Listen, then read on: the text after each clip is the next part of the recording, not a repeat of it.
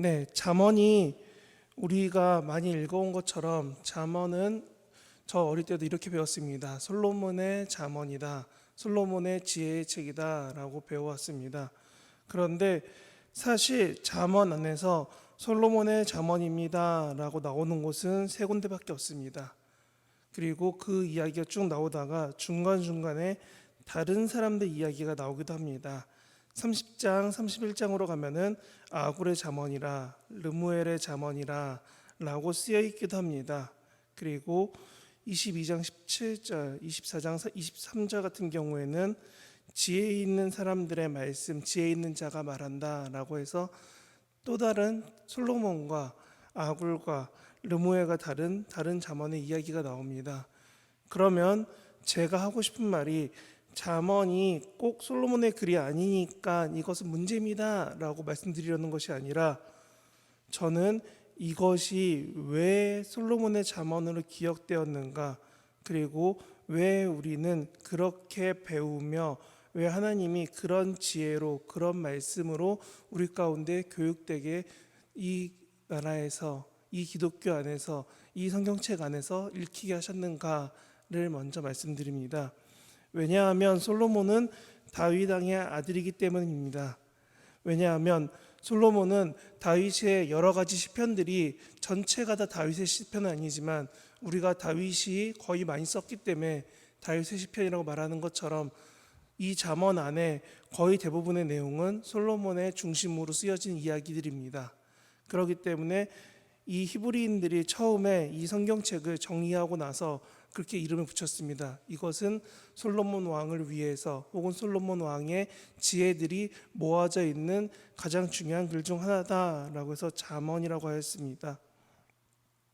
저는 여기에서 이렇게 솔로몬 왕이 다윗의 아들이다 이것도 있지만 잠언 전체가 하고 싶은 가장 중요한 키가 오늘 본문에 있기 때문에 여러분과 나누려고 합니다. 잠언에는 여호와를 경외하는 것이 어떻고 어떻다라는 내용이 구약 잠언 안에서 17번 나옵니다. 그중 제일 처음 나오는 게 오늘 저와 여러분이 함께 읽은 잠언 1장 7절입니다. 여호와를 경외하는 것은 지식의 근본이요 라고 말을 합니다. 그리고 이 지식과 반대되는 미련한 자는 지혜와 훈계를 멸시한다고 하죠.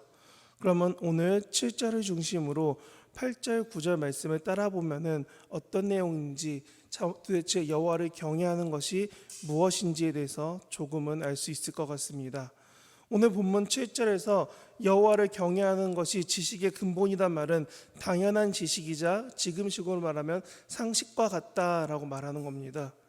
미련한 사람은 이 지식과 멀어져서 지혜와 훈계를 멸시한다고 되어 있습니다.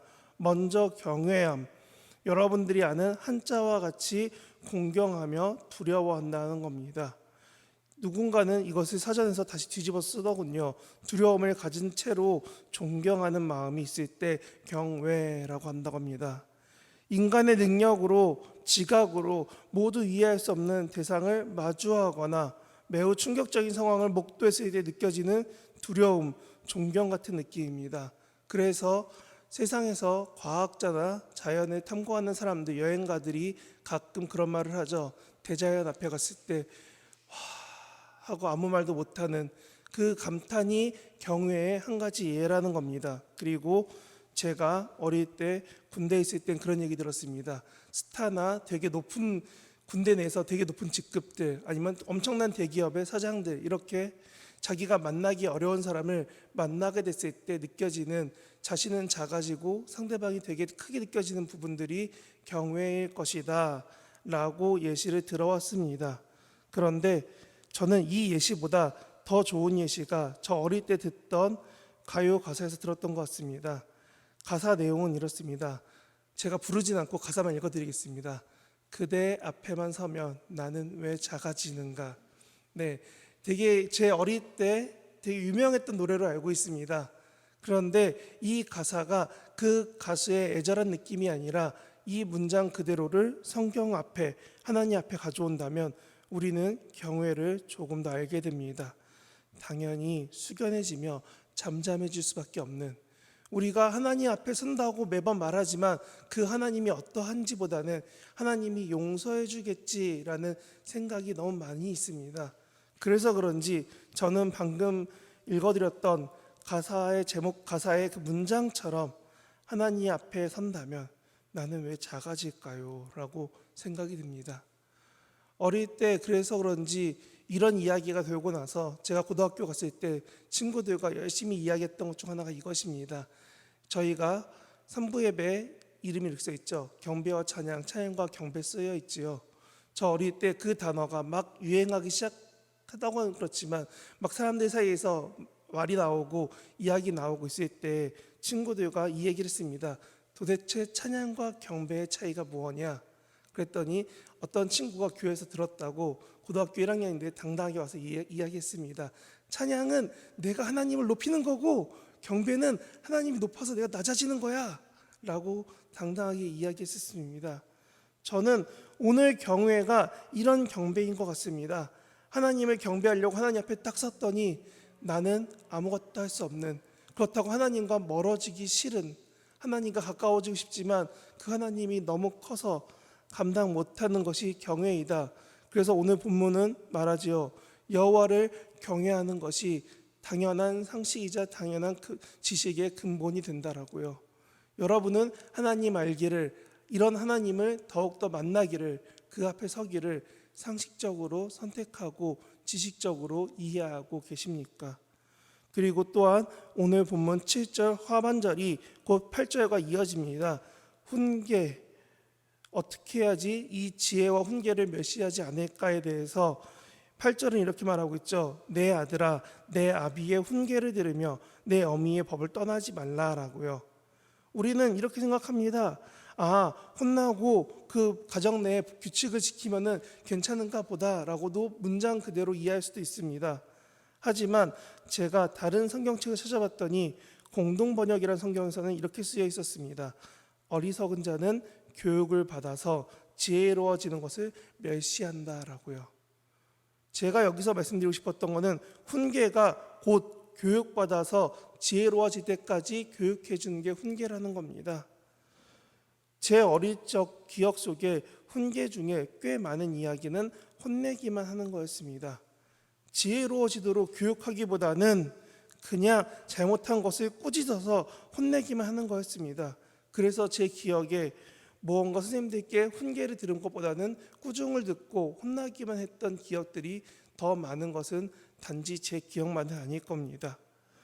어쩌면 우리 삶에서 돌아보아서 우리 주변 사람들을 바라볼 때 나는 훈계라는 이름 하에서 감정을 쏟아낸 적은 없는지, 넌 이게 틀렸어, 이게 틀렸어, 이게 틀렸어, 이거 고쳐야 돼 하면서 내 상한 심령이나 내 억울함을 무언가 쏟아낸 적은 없는지.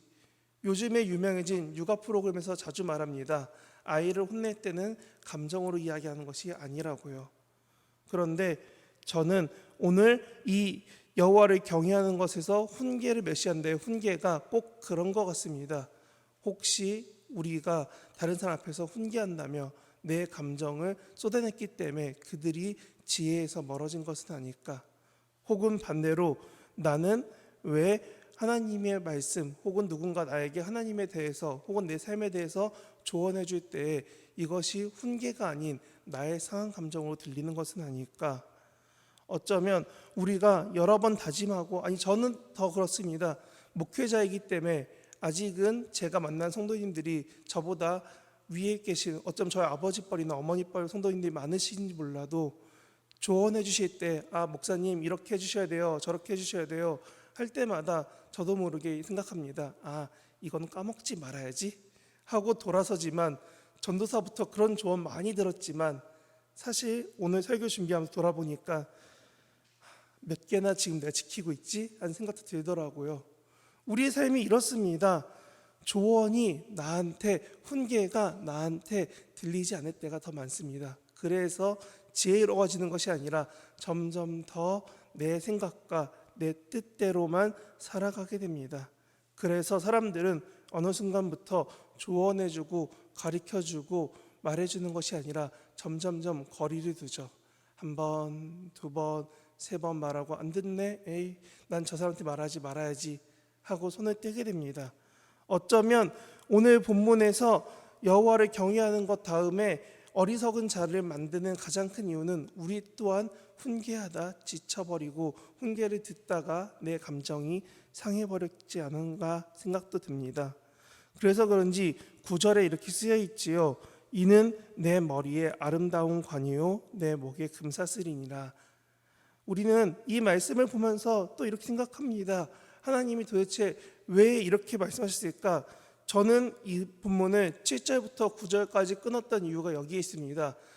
7절과 같이 여호와를 선택하고 여호와 앞에 서고 하나님 알기를 두려워하며 가까이 하는 사람들이 결국은 훈계를 듣고 하나님의 말씀하신 가정 내까지 흘러가는 그 법칙, 하나님의 사랑의 법칙을 떠나지 않았을 때에 그 사람에게는 하나님이 아름다운 관이 되고 목에 금사슬과 같이 될 거다라고 말씀이 말한다는 겁니다. 여기에 관은 우리가 무슨 머리 위에 쓰는 왕관과 같이 우리의 무언가 나타내는 것이 됩니다. 가끔 한자어 중에 그런 말 있죠. 두각이 된다라고요. 머리 위에 뿔이 더 있으니 잘 보이게 된다는 겁니다. 하나님이 오늘 머리에 아름다운 관이 된다는 것은 다른 사람들이 누가 봐도 이 사람이 높아졌다는 것을 알 수밖에 없게 된다는 겁니다. 그리고 목의 금사슬은 지금의 금목걸이처럼 이 사람이 얼만큼 가치 있고 능력 있고 귀하다는 것을 반증으로 보여주는 하나의 예시 중 하나입니다. 그래서 사람들이 예전에도 지금도 미라나 아니면 시신들 앞에 갔을 때 옛날의 왕들을 묻었을 때 금반지, 금목걸이 여러 가지 것들을 넣었던 가장 큰 이유는 이것과 같습니다. 하나님이 이렇게 세상에서 인정하는 것 이상으로 그 사람의 지혜 가운데 있을 때 높여지고 인정받고 그 사람을 사람들 앞에서 위의 자리로 상석으로 만들어준다는 겁니다. 예수님도 예화 가운데 이런 말씀하셨습니다. 잔치집에 가서 상석에 앉지 말고 말석에 앉아라 라고 예수님이 예화 가운데 말씀하십니다. 그럼 우리는 생각합니다. 아니 왜 빈자리 가서 앉으면 되지? 왜 굳이 말석까지 가서 앉아야 돼? 했을 때 예수님이 예화를 제자들에게 설명해 주실 때 이렇게 말씀하십니다. 너가 말석에 있어도 주인이 와서 너에게 맞는 자리로 옮겨줄 거다. 그런데 혹시 너가 상석에 있어서 너가 원하는 대로 앉았다가 나중에 자리를 옮겨지면 그게 얼마나 더 불편하겠니? 우리나라에 예화도 있고 예수님도 이와 비슷하게 말씀하셨습니다.